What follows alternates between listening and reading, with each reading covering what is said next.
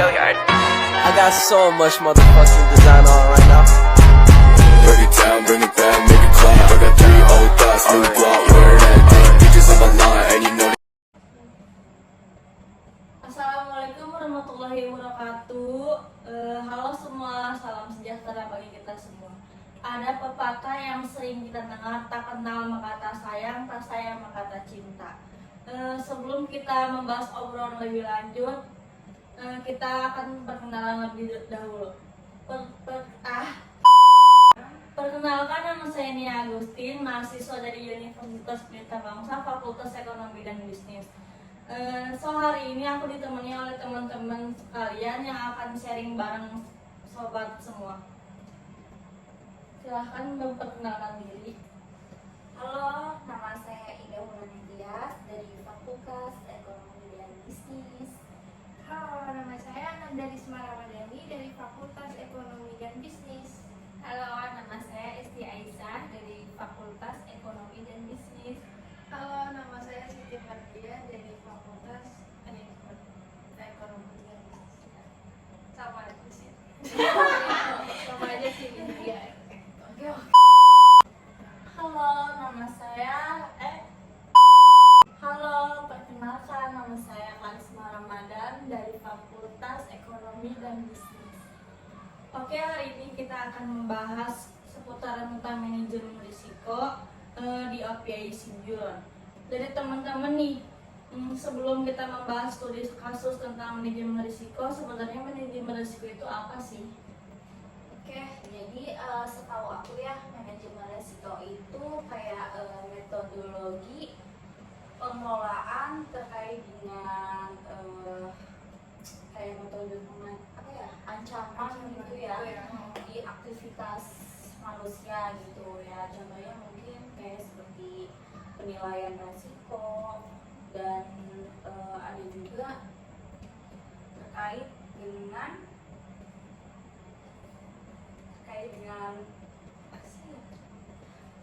Pengembangan rangkaian strategi untuk menghindari kerugian dalam bisnisnya lah gitu. Itu sih sama aku. disclaimer dulu ya guys. Oke guys, disclaimer dulu ya. Jadi kita ini dapat studi kasus dari jurnal IRM Manajemen. Jadi yang ditulis oleh Jean Paul Lois dan Christopher Ketchum. Jadi itu tuh yang ada di halaman 241 sampai 247. Iya. Lalu maksud dari OPIC Juran ini sebuah organisasi atau bagaimana, bisa jelaskan? Jadi kalau OPIC itu berasal dari Prancis, yang diterjemahkan itu dalam bahasa Inggris sebagai Public Office Public Public Office ya. Public Office for Development and Construction. Ya itu. Terus OPIC sendiri itu sebuah organisasi yang berasal dari Prancis dan bertanggung jawab untuk mengelola perumahan sosial. Jadi ada tambahan juga nih, OPIC itu didirikan oleh Laurent Bonnafé pada 12 April 1920. Nah, terus OPIC juga ini udah ada 260 karyawan untuk pengelolaan kota Madia dan penduduknya. Lalu mungkin kalau kalian pengen tahu, itu ada websitenya ya, website resmi OPAM itu ada di Google. Mungkin kalian bisa cek aja ya. Nanti linknya akan tersedia di sini. Oke. Jadi ada websitenya ya Mbak? Iya dong. Terus perumahan sosial yang dimaksud tuh apa gitu?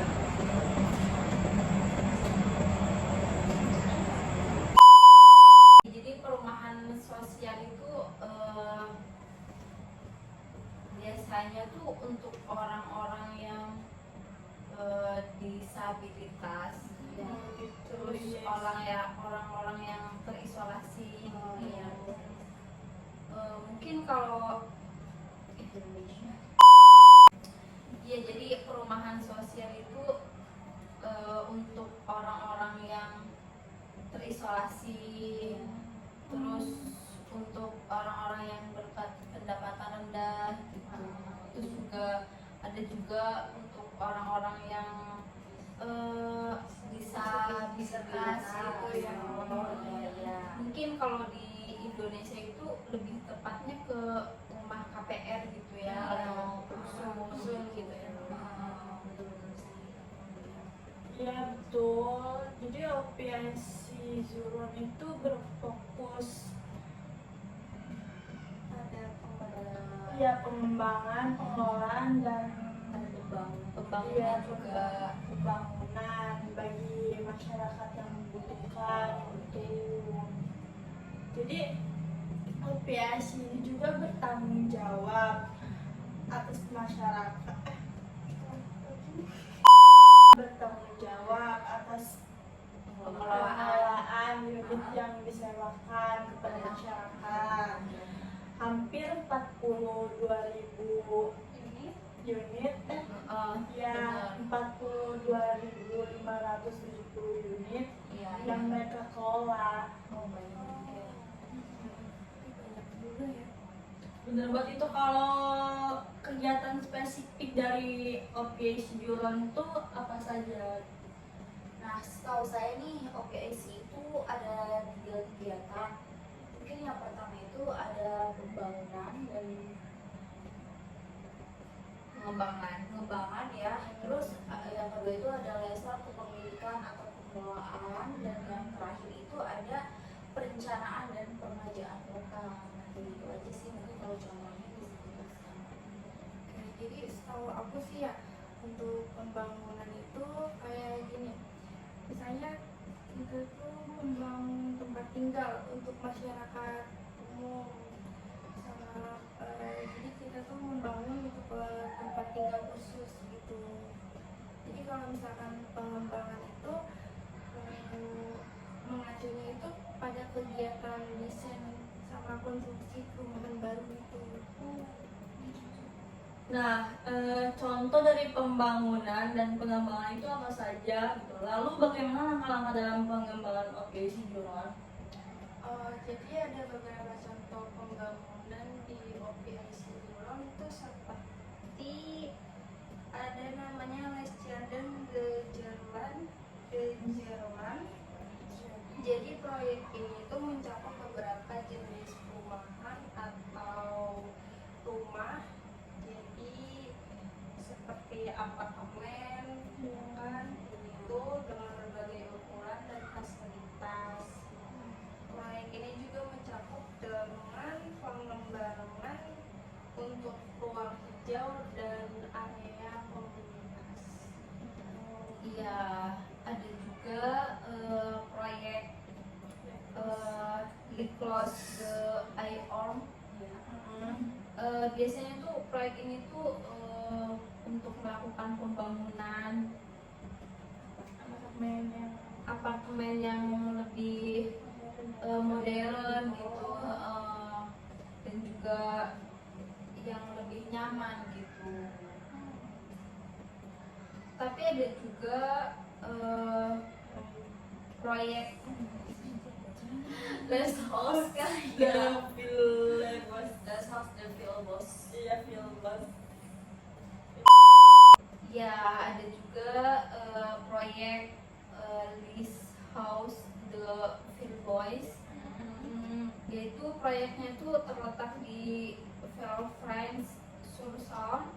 Iya. Biasanya kalau proyek ini tuh lebih ke pengembangan ya. Iya. Pengembangan rumahan gitu, yang tujuannya itu untuk memperluas akses tujuan, untuk memperluas akses gitu terhadap perumahan sosial di daerah-daerah tersebut gitu. Oh, jadi itu contoh-contohnya.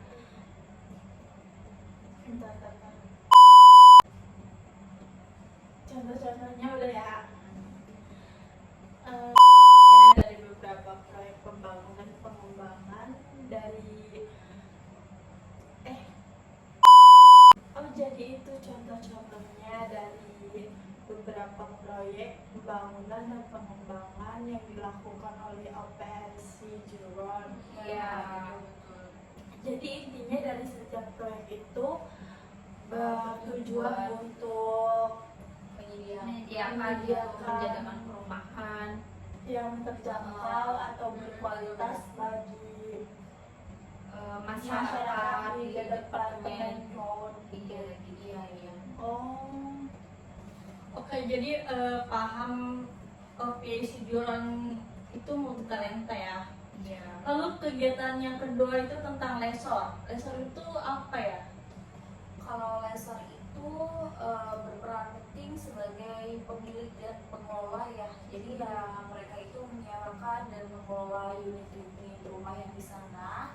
Yang pasti lesor itu kan ada tanggung jawabnya ya. Tanggung jawabnya kan kalau lesor pemilik pasti ya lihat kondisi gitu, kemudian unit rumah di sana bagaimana kondisinya, bagus atau tidak, memberikan layanan yang terbaik lah gitu, dan mengurus segala administrasi dari pendaftaran, penyewaan atau banyak lainnya. Segala macam. Iya. Nah, jadi untuk pembelian rumah di OPIC Juron ini aman banget.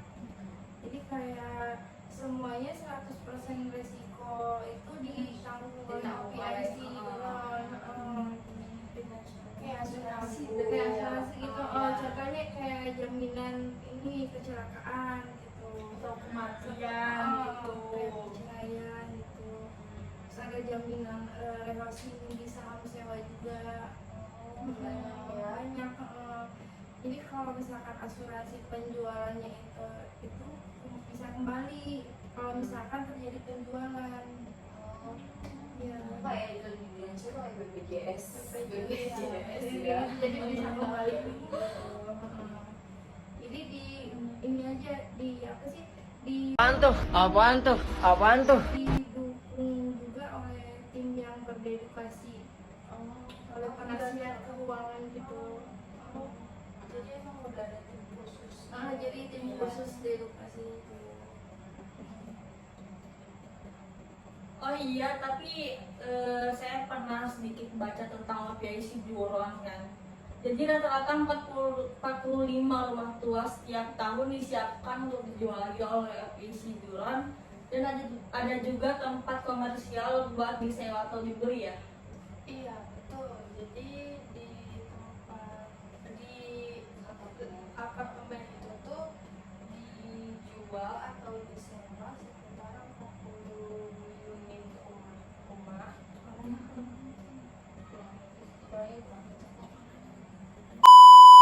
Iya betul banget. Jadi di sekitaran daerah itu tuh menjual beberapa unit rumah lama gitu kan di pinggiran kota. Sekitar 40 unit rumahan lah dijual atau disewakan untuk penata rambut kayak gitu kan. Jadi kayak yang punya pekerjaan penata rambut, tukang apa? Ya pedagang. Iya pedagang. Dan mungkin kalau buat pedagang pasti kan harganya gimana? Direndahkan. Iya, direndahkan. Kompensasi apa? Iya, apa itu? Apa sih? Lebih rendah lah ya, bahasanya apa ya kalau di Indonesia itu? Harganya lebih menarik atau terjangkau nggak sih? Terjangkau. Terjangkau. Ya, di kalangan Masyarakat. gitu. Keren banget ya, mungkin berarti memang organisasinya sudah besar di Prancis. Iya dong. Udah besar sih udah kelihatan dari awal. Nah, terus kan yang terakhir kan ada perencanaan dan peremajaan kota ya. Iya. Setahu aku kalau perencanaan dan peremajaan kota itu mereka lebih berkontribusi dalam perencanaan tata ruang dan pengembangan wilayah nggak sih? Oh iya, pengembangannya. Iya, jadi mereka itu bekerja sama gitu dengan pemerintah daerah dan pihak yang terkait lainnya itu untuk memastikan pembangunan dan peremajaan kota di wilayah tersebut itu Jadi bisa berperan Bisa bisa berjalan, bisa berkelanjutan yang sesuai dengan kebutuhan masyarakat. Iya, kalau peremajaan kota tuh kayak gitu sih. Mungkin kalau di Indonesia kan marketing dari Iya, Iya, kalau di Indonesia itu pasti ada ya. pasti Iya, ada. masih punya marketing. Betul. Dan untuk contoh dari perencanaan dan peremajaan kota itu sendiri apa? Jadi contoh dari peremajaan kota itu seperti yang pertama, pembangunan dan pembaruan infrastruktur, misalnya tuh seperti jalan trotoar. Iya. Yang kedua tuh penataan ulang ruang publik, seperti peningkatan kualitas ruang di taman kota raya, pencahayaan dan bangku dan lain-lainnya seperti itu. Iya, jadi Harus diperbaiki lah. Jadi proyek peremajaan kotanya itu akan disesuaikan dengan kebutuhan sumber dayanya dan yang mungkin kebutuhan wilayah tersebut lah, apa yang mau diperbaiki atau segala macam gitu. Guys, jadi kita kembali lagi ke obrolan sebelumnya ya. Jadi ada berapa jumlah unit yang dikelola oleh OPIC Duron ini? Oh, jadi OPIC Duron ini lebih mengelola unit rumah itu hampir 42.000 unit. Iya, tadi lumayan banyak kan 42 unit rumah. Ya, yang disewakan atau dibeli atau dijual. Terus ada penaikan, ada naik turunnya nih di setiap tahun, kayak di tahun 2021 kemarin pas COVID itu ada penurunan. Waktu di 2020 itu hampir 13.300-an. Iya. Sedangkan di 2021 itu karena COVID kan jadi agak Iya, rendah, dan drastis. Jadi ada penurunan. Terus di tahun ini pun belum ada update lebih lanjut sih kalau dilihat dari website. Karena mungkin karena belum closing akhir tahun. Akhir tahun, Iya, iya, jadi dalam bisa. belum tutup buku. Udah saya. Oh iya, Gajian ya. Nah, dari pembahasan kita tentang organisasi OPIC Duron, pasti setiap organisasi ada risiko manajemennya ya. Dari risiko tersebut tuh apa saja? Secara umum ya ada beberapa resiko manajemen yang mungkin relevan dalam proyek satu organisasi ya. Atau organisasi apapun lah ya, pasti ada aja gitu resikonya. Mungkin ada yang bisa dijelasin kali ya dari teman-teman. Siapa dulu yang bisa jelasin? Contohnya ada resiko keuangan seperti anggaran atau perubahan harga yang tidak terduga gitu, yang dapat mengakibatkan ancaman untuk kelanjutan proyek atau organisasi. Berarti itu bisa memberhentikan dong. Ya, Kalau nggak ada uang. Kalau ada uang ada kuasa. Iya lah. Apalagi jangan Pasti. Nah, ini ada pula resiko lingkungan, kayak misalnya perubahan regulasi pemerintah atau bencana alam, itu juga bisa mengganggu operasionalnya, jadi bisa menyebabkan kerugian juga dari resiko lingkungan itu. Pendapatan juga sih kalau lingkungan. Terus kan selain dari lingkungan pasti ada faktor dari sumber daya manusianya ya, dan gimana dia bisa merekrutnya atau enggak, terus dari mempertahankannya, terus atau mengelola tentang timnya lah. Kalau misalkan timnya nggak bisa dikelola, nggak kompeten, ya pasti kan akan menghambat semua pekerjaan organisasi tersebut gitu. Balik lagi juga sih gitu, kalau SDM kan sangat berpengaruh. Kalau proses penerapan konteks resiko manajemen ini ada nggak sih? Kan pasti ada buat penanganannya gitu kak. Mungkin bisa dengan mengidentifikasi resiko,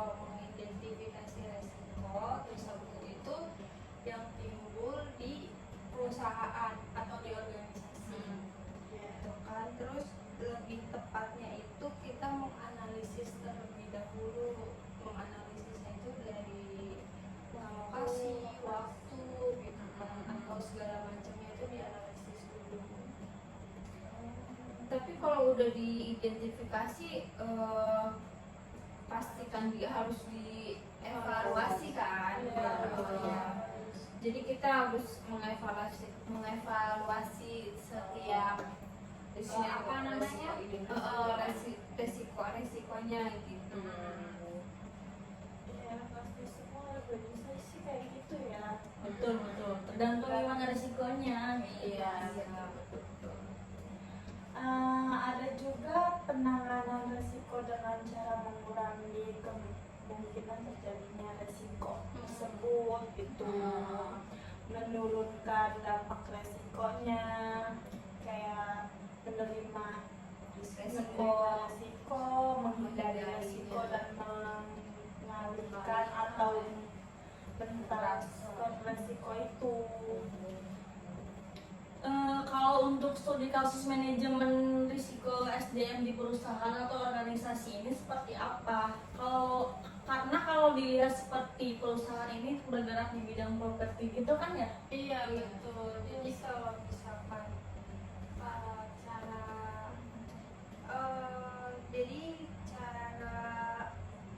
perusahaan itu tuh bisa dibilang tuh sama aja lah caranya, nggak jauh berbeda dengan perusahaan lain.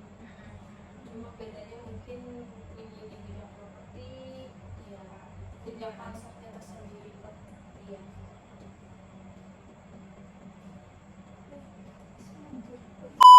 Jadi perusahaan yang melakukan mampu mengkreasikan. Iya, jadi perusahaan yang melakukannya mampu mengkreasikan. Jadi perusahaan yang melakukannya itu mampu ya mengkreasikan lingkungan kerja yang lebih positif, Iya. gitu ya, memperkuat budaya perusahaannya, kayak dan menghasilkan karyawan yang lebih produktif lagi, gitu kan. Atau sebaliknya, jika manajemen resiko SDM itu berdaya manusianya tidak sesuai dengan nilai perusahaannya, dapat menghasilkan karyawan yang tidak cocok ya dengan nilai-nilai perusahaan tersebut. Pasti nanti nggak nyaman. Merusak budaya perusahaannya juga, Dan mengurangi juga mengurangi produktivitas karyawannya. karyawannya. Kan kita udah bad mood, udah males gitu ya. Ya udah gitu. Bahkan kalau manajemen kehilangan SDM kan dapat terjadi karena berbagai faktor ya. Iya pasti sih. Kayak misalnya pensiun atau pengunduran diri, Resign ya. sakit bisa jadi, atau bahkan kematiannya. Aduh serem banget sih. Itu sih yang nggak bisa Dari kan makanya di situ kan ada resiko manajemen SDM kan, bagaimana meningkatkan kreativitas ya, membuat vibesnya tuh positif aja gitu biar nyaman. betul. Nyaman sama kalian aja.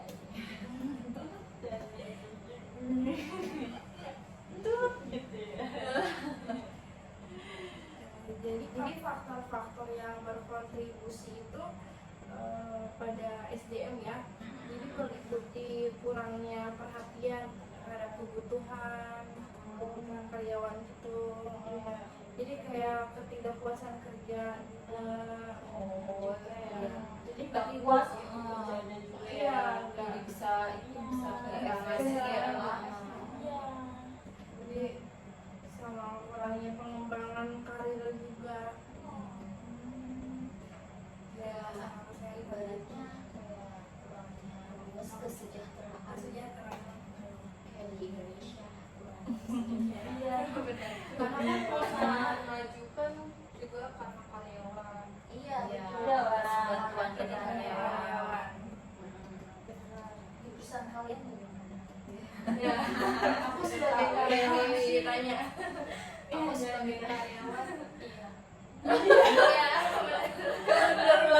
Ya, karyawan buruh. Ini jadi banyak banget faktor yang terkait dalam manajemen risiko SDM ini ya kak. Ya, jadi kalau disimpulkan manajemen risiko ini cukup penting dalam penerapan di perusahaan-perusahaan ini. Tidak hanya perusahaan besar, bahkan perusahaan kecil pun wajib mempunyai manajemen risiko ini gitu. Iya, Ya, wajib wajib lah. lah. Malah yang kecil tuh yang lebih gampang diatur ya, Betul, atau kan sedikit. Iya. Iya, tapi kalau ngaturnya itu udah pas udah jalan lama itu kan karena udah kebiasaan dengan sistem yang lama. Iya. Buat sistem baru jadinya kan berantakan. Proses lah proses untuk panjang. mengantisipasi terjadinya sesuatu. Iya, betul. Ini ya udah. Kita ini belum Iya. kita kan sih kereta cepat. Kita udah mau kan tadi dijelaskan ya tentang naik turunnya penjualan dan penyewaan unit rumah. Itu mungkin contohnya karena COVID kemarin bukan sih? Iya, Iya. betul sih. Betul.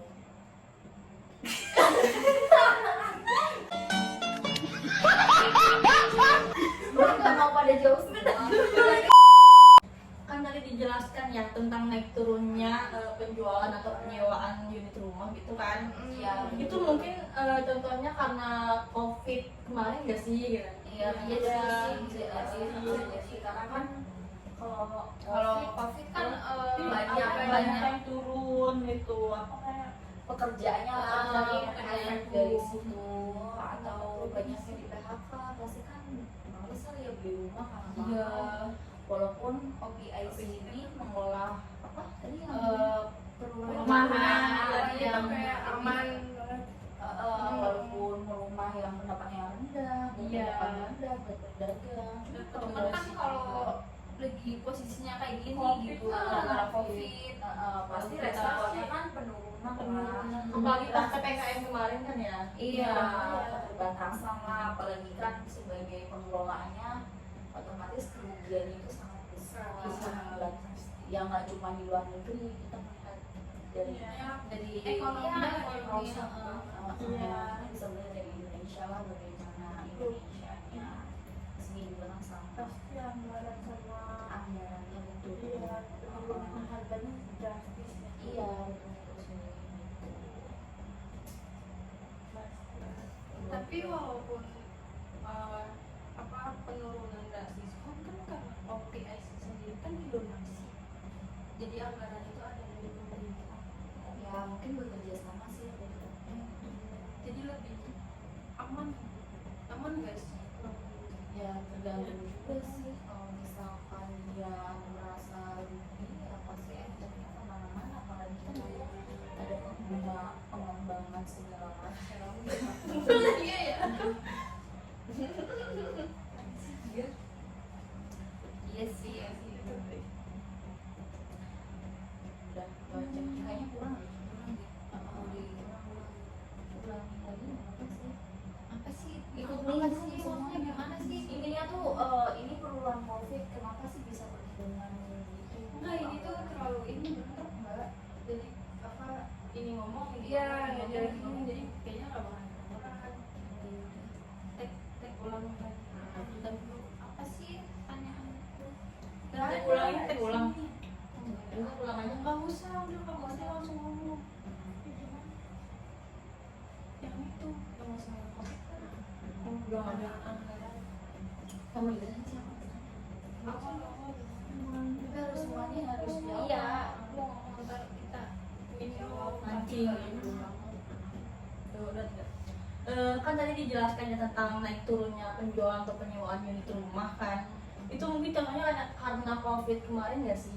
Iya betul sih, Iya. karena kan COVID pasti semua perekonomian di sana Mulai turun di sana, tapi di seluruh dunia dunia juga pastinya pastinya turun. akibat kayak gitu kan pasti anggaran mereka juga berkurang. Pendapatan Anggaran ya, jadi Iya, pendapatan mereka keuangan berkurang. seperti anggaran atau perubahan harga juga menurun drastis. Iya, karena kan di sana itu kan walaupun mungkin orang yang berpendapatan rendah kan balik lagi ya pasti kan perusahaan butuh Iya, jadi Masukan. mengakibatkan ancaman keberlanjutan buat proyek atau organisasi gitu kan. Iya, Karena salah satunya itu penting anggaran sih. Iya. Nomor satu, Nomor satu, iya ada kalau nggak ada kebijakan, anggaran gimana proyek mau jalan? jalan. Karena Nggak ada berkelanjutan juga itu Kayak proyek. contohnya di Indonesia ada sih mereka. Oke baik, dikarenakan durasinya kita nggak terlalu lama, jadi kita akhiri saja ya.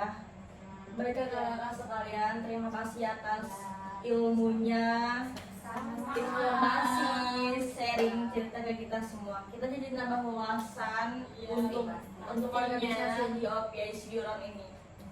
Jadi kita akhiri saja ya teman-teman. Saya Nia Agustin, pamit undur diri. Wassalamualaikum warahmatullahi wabarakatuh. Dadah.